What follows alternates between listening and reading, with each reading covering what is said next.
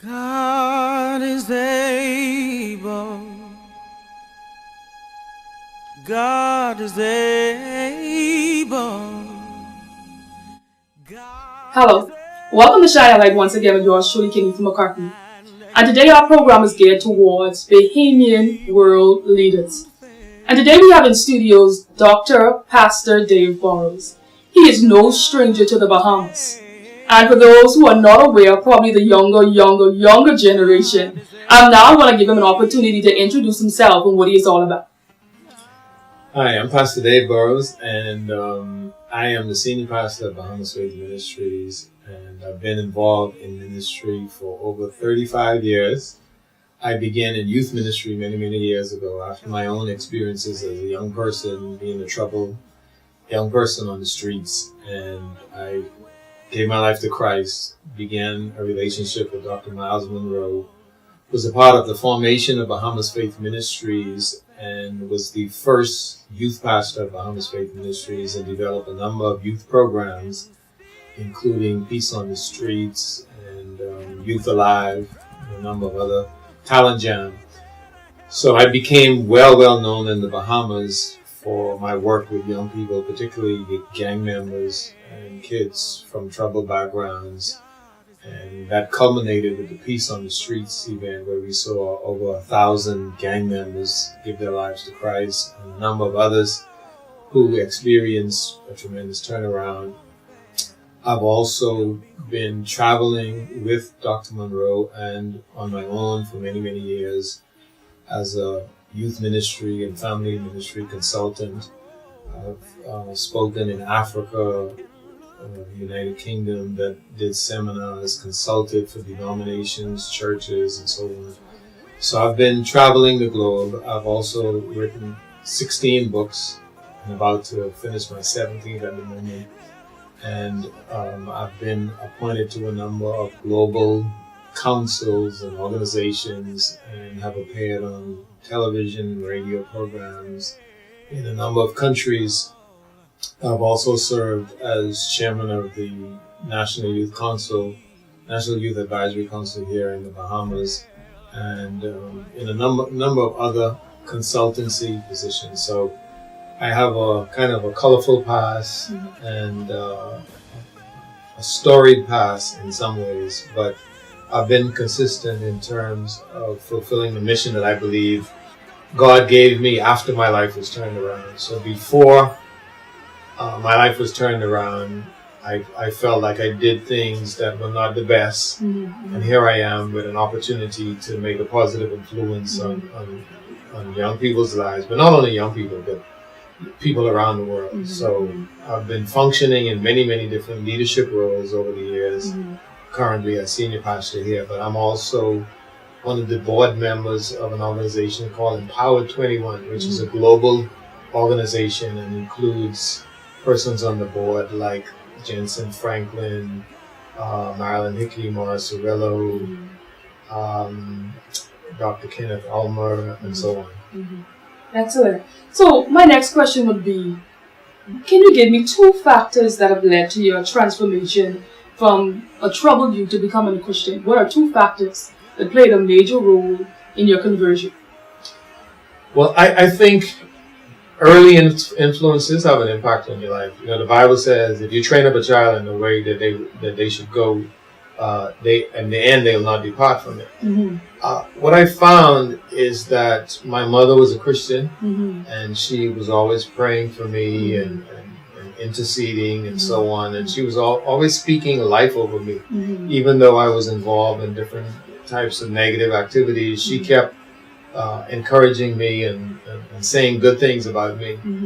Now, you know, based upon my actions at the time, you would figure, you know, that had no influence on me, but it was one of those things that remained in the back of my mind. And so over time, when I face different struggles and when I face challenges, it was my early upbringing that had an influence on me.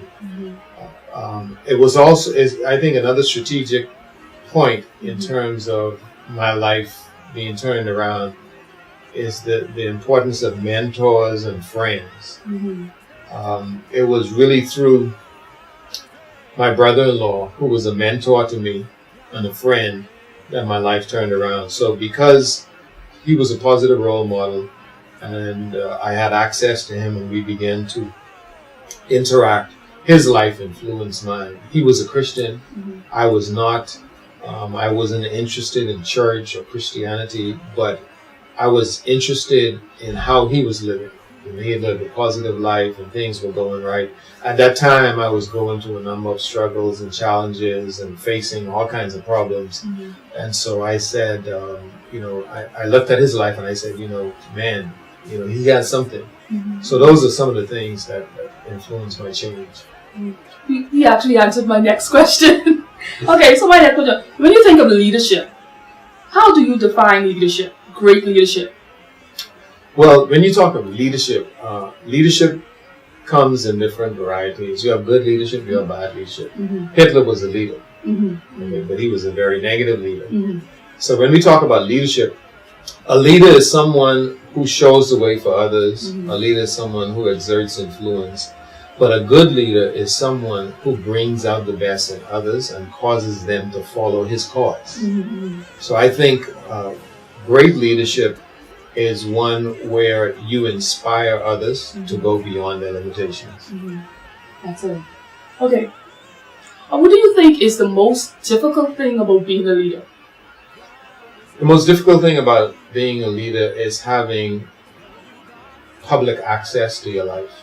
Mm. When you're not in a leadership position, no one knows your struggles. They don't know your pain. Mm-hmm. You reveal what needs to be revealed at the time it needs to be revealed. When you're a leader, you are scrutinized. Mm-hmm. So you're on a public stage, Mm-hmm. and people look at your every movement and they interpret every conversation. Mm-hmm. So it's the exposure of leadership that's probably the most challenging aspect. And how do you handle the exposure of leadership? Well, you have to maintain a level of privacy, and you have to be guarded about your exposure. You also have to recognize that it comes with the territory. Mm-hmm. So if you are a great leader, if you're an effective leader, you can't be afraid of the negative aspects of leadership. Mm-hmm. You have to have an appreciation that, hey, this comes with the territory, I live with it. Mm-hmm. Okay, when you think of the name, the late Dr. Miles Monroe, if you had one word to describe him, what would you use? Transformational. Mm-hmm. He was a transformational individual and a transformational leader. He was probably the most gifted in terms of knowledge and wisdom, the most gifted individual that I have ever met. I have never met someone who can talk about anything and provide you with a level of revelation that you've never seen before. Mm-hmm. He was just gifted in terms of his ability to illuminate on any subject. Mm-hmm. What is the greatest lesson that he's left behind with you? I think the greatest lesson that he's left behind for me Mm-hmm. is to, first of all, be myself, but also to die empty. And that's one of the mantras that he had about life. He said, the richest place in the world is the graveyard. Mm-hmm. So don't leave anything here, Mm-hmm. because whatever you take to the grave will never be fulfilled. So to just die empty. So Mm-hmm. maximize your life. Okay. When you think of fear, what comes to mind and how do you deal with it? Fear is a fact of life. Fear is something that we will all face constantly. Mm-hmm. We have daily fears. Fear is not something that comes and visits once in a while. Mm-hmm. We have daily fears. Mm-hmm. But the thing about fear is that fear is also an important motivation for life. Mm-hmm. If you're not afraid, many times you won't act. You won't change things. Mm-hmm. So fear causes faith to arise. Mm-hmm. And so we have to understand that faith is a part of life. Fear is a part of life. So you have to use fear as a tool to propel your faith. Mm-hmm. Excellent. When dealing with opposition, what would be your best advice with dealing with opposition? I think when you're dealing with opposition, you have to learn a rule that I learned some time ago. And that is that in life, you never get too high or too low. Mm-hmm. So when somebody criticizes you, you just acknowledge it. When somebody praises you, you just acknowledge it. Because if you start to believe what people say about you, you're going to have issues in your life. Because sometimes we are under the misconception that people like us. Mm-hmm. And people really don't like you. People are attracted to your gift. And if your gift is functioning well, and if you're doing well, then they like you. Mm-hmm. But the truth of the matter is, as a public figure, you have to come to the realization that the people who say they like you, they don't really like you. And so when people oppose you, you don't look at it as these people are personally opposing you. They may not even know you. They may not even know why they're opposing you. Mm-hmm. So I would like to, for every person that opposes me, what I would like to do is I would like to ask myself the question, is their opposition legitimate?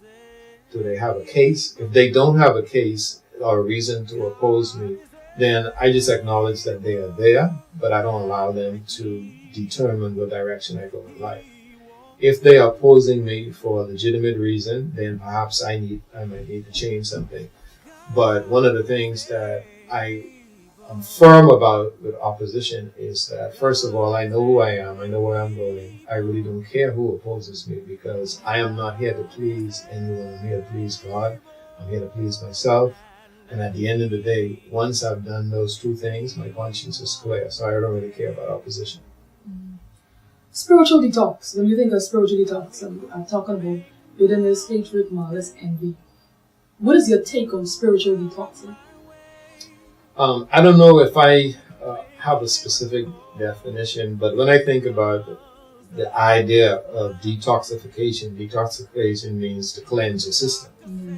In terms of spiritual detoxification, I think what we have to do is we have to look at our lives. Mm-hmm. There's a scripture in the Bible that says, "Search me, O God, and know my heart." Mm-hmm. So you have to examine your heart. Mm-hmm. You know, are you following what you said you would follow? Are you following God? Are you following His commands? Mm-hmm. Are you doing right? Are you hurting people? Are you helping people? Mm-hmm. So you have to do a self-examination. And once you've examined yourself, then you have to personally ask God to help you to cleanse yourself of the things that are not of Him. Mm-hmm. And so I think that's what that would be my definition of spiritual detoxification. Okay. When your credibility is compromised, how do you restore it? I think the key to restoration of credibility is, if you've made a mistake, acknowledge it. The thing about life and about human beings is that sometimes we make statements like this. We say nobody's perfect. Mm-hmm. Well, that's so obvious it never needs to be said. Mm-hmm. What needs to be said is that in our imperfections, we realize that perfection is impossible, but progress is. Mm-hmm. So the question in life is not, are you perfect? Mm-hmm. The question is, are you progressing?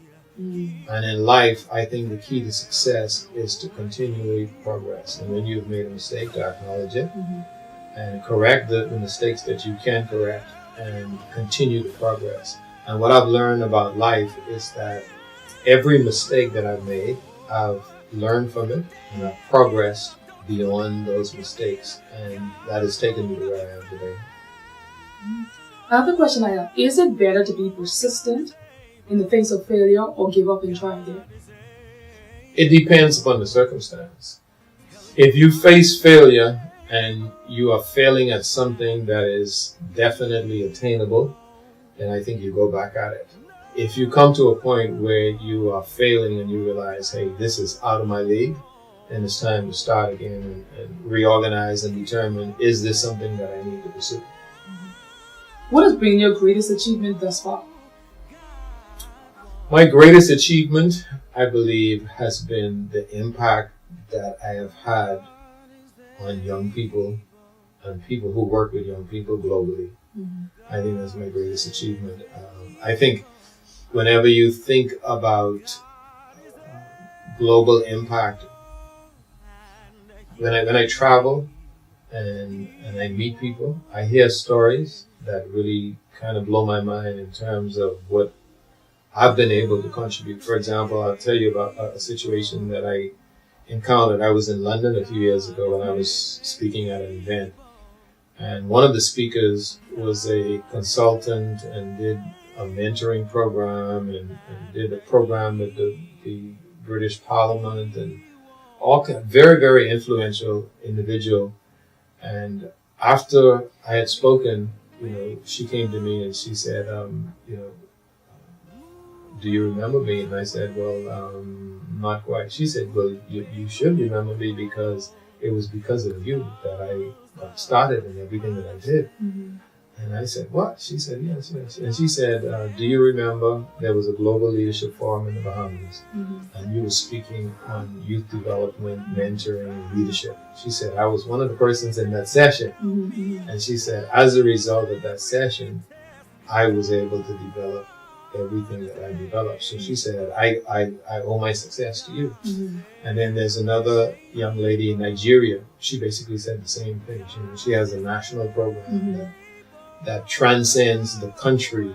And she said, you are my mentor. She said, I what I've done because of you. Mm-hmm. And she just spoke to me last year, and she was, asking me for further advice. So I think that's my greatest accomplishments have been, because that was my specialty for years, have been in terms of impacting young people and those who work with young people. The stories of impact with young people, those are some of my most treasured items in my life. When I look at persons who I've seen who are on the streets, who are on drugs, who were going nowhere in life, and today they are husbands, fathers, business people, national and international leaders.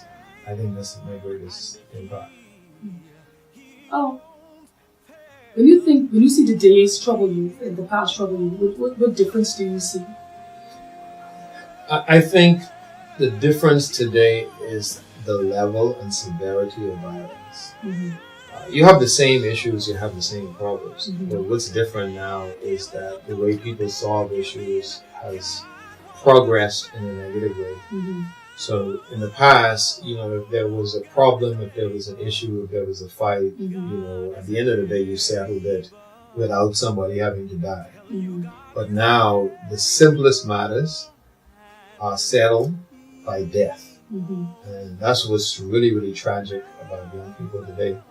And also, the level of systemic violence worldwide, globally. Mm-hmm.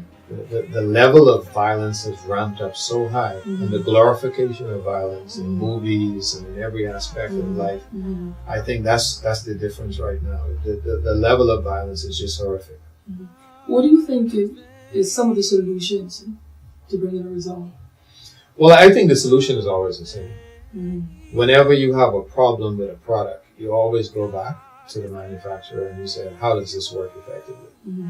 And I think the solutions that Jesus provided are the same solutions that work today. For example, he said, love your neighbor as yourself. Mm-hmm. If we love our neighbor as ourselves, we wouldn't have any problems. Mm-hmm. If we followed the basic command of the scripture, we wouldn't have any issues. Mm-hmm. The problem is that we have deviated to the point where we've come up with our own philosophies, our own solutions, and we've gone beyond the manufacturer. Mm-hmm. We have effectively decided that we are smarter than God. Mm-hmm. And when you are smarter than God, then you become God. And when you become God, you have to solve your own problems. And you have to figure out your own way. Mm-hmm. But if you submit yourself to God, then you say, God, how do I solve this problem? And his answers are simple and straightforward. My life, all of my issues in life were solved when I submitted my life to God. When I submitted to his plan, his formula. He said, love your neighbors yourself. He said, do good to your enemies. He said, walk in love. People will know that you're one of my disciples because of how you love people. So I have decided to dedicate my life to following what I believe are the manufacturer's instructions.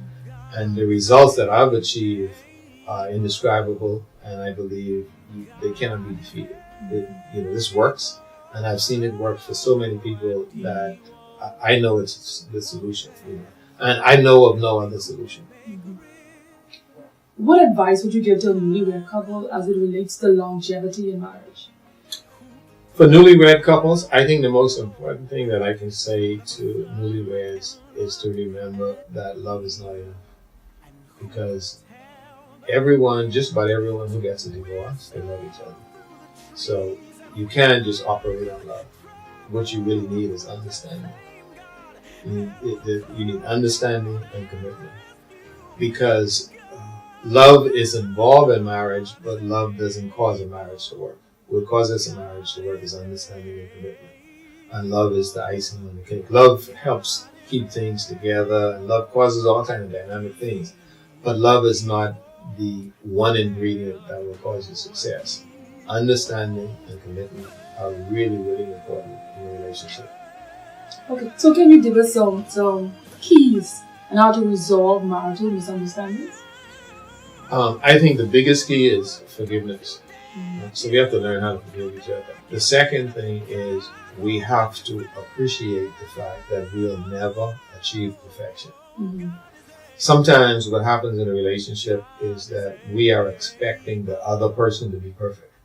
So let's say you are married to someone and that person has 60% of the qualities that you would like. But sometimes we overlook the 60% and we focus on the 40% that's not there. And when we focus on the 40%, what happens is that we magnify it and we act as if it's the 60%. And the more we magnify it, the greater it becomes. I think what you have to do is acknowledge that, hey, I'm not getting 100%. And if I get more than, let's say, 60%, I'm doing good. And so you just keep working on increasing that level. There's a popular statement that if first you don't succeed, try and try again. How does that relate to leadership? Well, in leadership, you have to be driven by purpose and mission and not public opinion.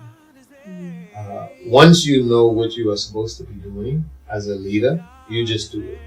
You see, one of the things that God expects of leaders is He expects of leaders to carry out their responsibility. The results are up to Him. So when it comes to my philosophy on leadership, I do what I'm supposed to do, and then the results are up to God. So I don't get too high, I don't get too low, I don't get too excited, I don't get too disappointed. I just carry out my mission because I'm a purpose-driven person. I live according to my purpose. If I'm doing what I'm supposed to be doing, that's enough for me. And I understand that success is dependent upon you doing your best, not doing what somebody else did. So once you've done your best, there's nothing to be ashamed of. There's nothing to draw back from or worry about. So I'm a purpose-driven individual. I know who I am. I know where I'm going. I know what I'm supposed to be doing. And I know it for the rest of my life. I may make adjustments, but I'm very clear on who I am and where I'm going. And once I know who I am and where I'm going, I'm satisfied with my life. When you think of the word identity, what comes to mind? And how does one come into their identity? Who's confused about it? Well, identity means knowing who you are. You know, there are 5 questions that relate to identity. One is, who am I? The next one is, where did I come from? The third one is, where am I going? The fourth one is, what can I do? And I forgot the 5th one, but but I tell you, when identity, you ask, where did I come from? Who am I? Well, the thing I think we have to remember as human beings is that we are not physical bodies. We are spirits, because the Bible tells us that God is spirit and we are connected to Him spiritually. So our physical bodies are houses. So when you think about identity, you have to get to your spiritual identity, because that's the most important identity. Your body, is something that is kind of an accessory to your spirit. So you have to get, in order to understand your true identity, you have to understand your spiritual identity. One of the things that Jesus explained when it comes to identity is, He says, I am here to do the will of my Father. And He knew exactly who He was. I am an ambassador of the kingdom of God. I live on earth, but I'm not from earth. And that's an important part of understanding my identity. If I believe that I'm from earth, then I'm a very limited individual, because the minute my body expires, my existence is gone. And so my identity is really related to the dirt. But I don't think that I'm a dirt person. I think my body is dirt, but I think my spirit has a direct connection with God. So that's the way I look at it. Okay, so Pastor Dave, you have quite a few number of books. So I just want us to go briefly through all of the books and what you have to offer. Okay. Kingdom Parenting, and this is one with the late Dr. Miles Monroe. Kingdom Parenting. Can you give us a brief insight of what it's about? Well, Dr. Monroe and I had both been teaching on parenting, and because that was one of my specialties, one day we were sitting down and just having a discussion, and he said, "Why don't we do this book together?" Because I was preparing to do a book on parenting, and so we collaborated. I took some of his material and my material, and we put it together, and it is a book that focuses in on parenting techniques, but parenting from a kingdom perspective. What is God's perspective on parenting? You know, we have a lot of philosophy in the world about parenting, and we have, different laws and concepts. For example, you have a debate about whether or not you should spank your children, how you should treat your children. Well, we try to approach it from a kingdom perspective, a biblical perspective. Mm-hmm. And so the book really illuminates what is God's concept of parenting as opposed to what the world currently envisions. Mm-hmm. So that's what the book is about. Excellent. Okay, so another one, Leadership Lessons for Youth. Okay, Leadership Lessons for Youth is a book that I designed for young people. One of the mistakes that we make with young people is we say, okay, they are the leaders of tomorrow. Mm-hmm. So they postpone leadership and they postpone their leadership development until they get old. Mm-hmm. But what I've decided and what I've learned in working with young people is that we have to put them in positions of leadership at a very young age because they need to begin to exercise their leadership potential and gifts while they are young so that they don't have to all of a sudden become a leader later. And what I've found is that when I've done that with young people, it's made a tremendous difference in terms of their future, their aspirations, and their ability to perform on the leadership level at a later stage. So that book is kind of a guide to teenagers on how to be leaders while you're young. Excellent. Okay, keys to relationship, marriage success with Angela and Dave Burrows. Yes, that is the first book that I wrote with my wife. You see how you lit up? You lit up. That's the first book that I wrote with my wifey for life. And the book is really a guide for persons in relationships on how to have effective relationships. As I mentioned earlier, love is never enough. Mm-hmm. Sometimes we feel like, well, if we love each other, we can make it. No, you need much more than love. You need understanding. You need commitment. And this book is about understanding each other. So it's about understanding men, understanding women. One of the things that I talk about in the book is the fact that men and women often make the mistake because they think the other is sharing their perspective. Mm-hmm. The way a woman looks at something and the way a man looks at something is quite different. So for example, if a young man says to a young woman, "I love you," mm-hmm. she is actually thinking that he loves her. Mm-hmm. But that's not what the young man is thinking. Mm-hmm. In most cases, when the young man says that, he wants something. Mm-hmm. Now, when a woman says that, she wants something too, but she doesn't necessarily want what the young man wants. Mm-hmm. She wants a relationship. Mm-hmm. He wants sex. Mm-hmm. But if you don't understand the differences, you become a victim of misunderstanding. And that's why we have a lot of teenage pregnancies. Because the young lady actually believed the young man and he said, "I love you," mm-hmm. without actually examining, does this make sense what he's saying? Mm-hmm. Excellent. Excellent. Ladies, gentlemen, please get. Okay, another one. Transformational leadership. This book was written... Dr. Miles Monroe.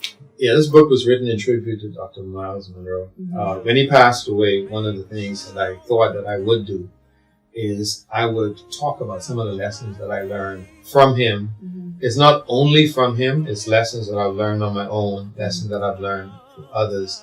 But he was the primary inspirational leader in my life for many, many years. Mm-hmm. So I did it as a tribute to him, mm-hmm. and I incorporated some of the lessons that I learned from him. Mm-hmm. Mm-hmm. The Laws of Good Success.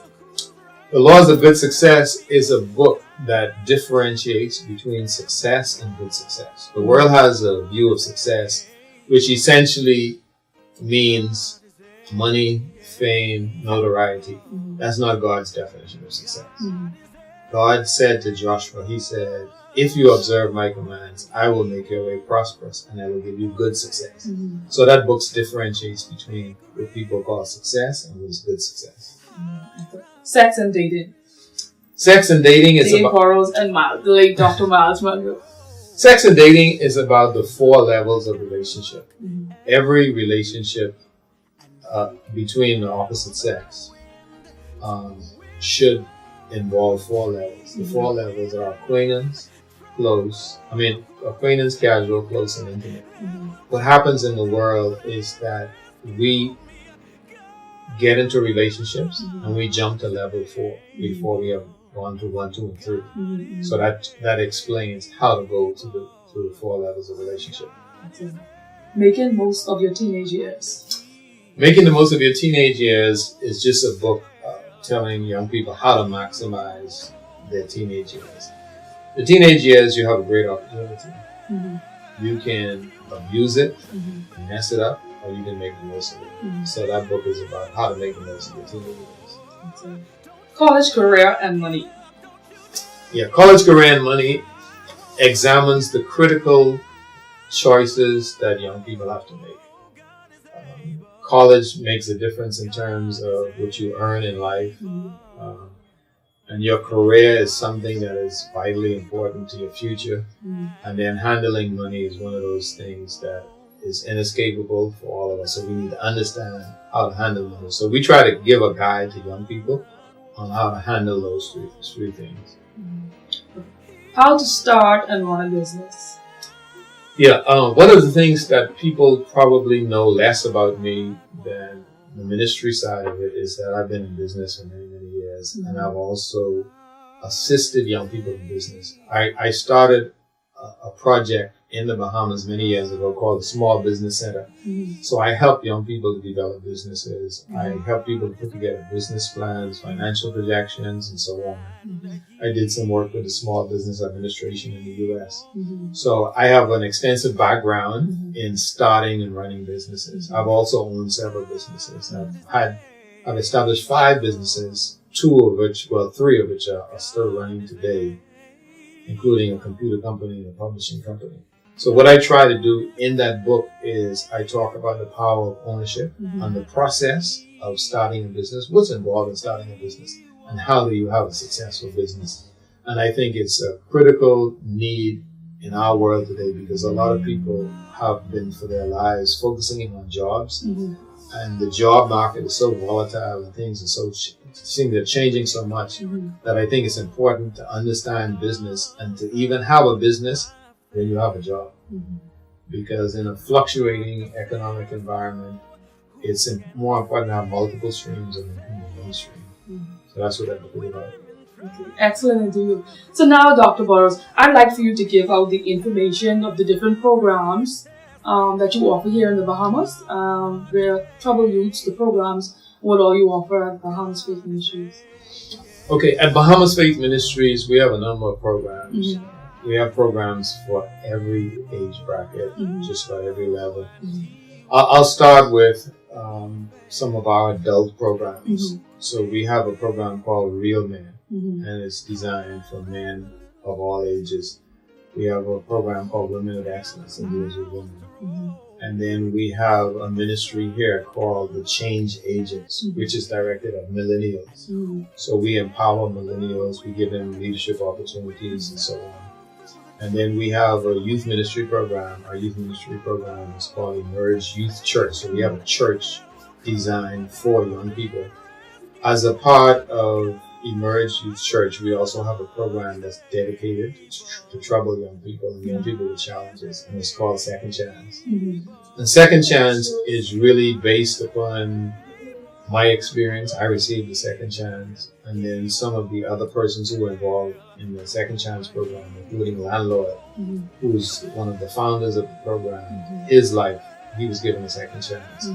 So that works specifically with young people. We have another program that's a partnership between the church and my own individual ministry, and it's called the Youth and Family Center. So we have a center where we work with the schools and kids who are suspended from school and kids who have experienced various levels of trouble and behavioral issues. We have a program where we work with them and we get them prepared to go back to school. We also do counseling and mentoring for both young men and women. So those are some of the programs that we currently have. Okay, excellent. Thank you once again. This is Shine a Light.